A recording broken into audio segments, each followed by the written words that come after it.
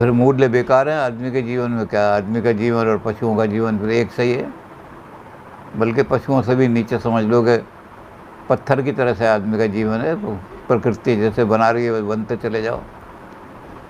तो भारतीय मनोविज्ञान में आत्मा का बहुत बड़ा, हमारे यहाँ ये माना गया कि जानवर में और आदमी में सबसे बड़ा अंतर ये है कि उनके अंदर आत्मा का स्वाभिमान नहीं होता। वही मूर्तियों वाली बात हो गई कि आप कुत्ते को माँ बहन की गाली देते रहो, वो कुत्ता बिल्कुल कुछ नहीं कहेगा आपसे। भारतीय लोगों ने कहा कि सम्मान का भाव आता कहाँ से है? ये आत्मा से ही आ सकता है। अब आत्मा से आ सकता है तो आत्मा तो फिलॉसफी का विषय है, मनोविज्ञान का विषय ही नहीं है। इसलिए पाश्चात्य लोग भारतीय को भारतीय कहते हैं कि भारत में साइकोलॉजी है ही नहीं। भारत में तो फिलॉसफी है, उसी को ये साइकोलॉजी कहते हैं, फिलॉसफी को ही। पाश्चात्य जगत में 500 साल पहले, 550 साल पहले फिलॉसफी और साइकोलॉजी को बिल्कुल अलग कर दिया गया था। फिलॉसफी अलग है, साइकोलॉजी अलग है। साइकोलॉजी एक्सपेरिमेंटल बेसिस पे आधार पर खड़ी हो गई थी।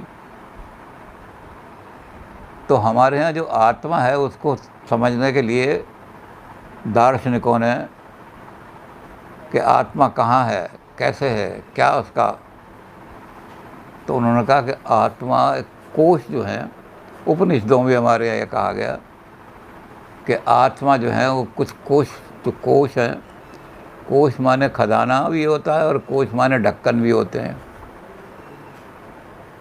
तो 5 कोशों के अंदर आत्मा विराजमान है हमारा।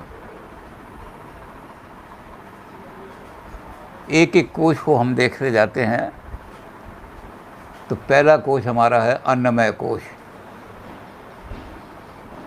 वो अन्न से निर्धारित होता है और अन्न जैसी उसमें गुण भी होते हैं। अन्न में गुण ये होता है कि तैयार हुआ, रखा, और अगर उसको छोड़ दिया गया तो सड़ जाएगा, गल जाएगा। ऐसे हमारा अन्नमय कोश है। इस अन्नमय कोश में से अगर आत्मा निकल जाए तो 2 घंटे भी ये नहीं रह सकता। 2 घंटे बाद में सड़ाएँ आ जाएगी, इसमें दुर्गंध आ जाएगी। कोई आदमी मर गया है तो उसको बर्फ़ के अंदर रखते हैं, नहीं तो 2 घंटे बाद ही सड़ना शुरू।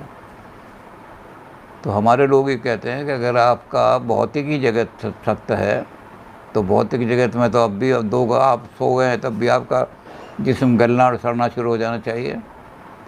लेकिन आप 80 बरस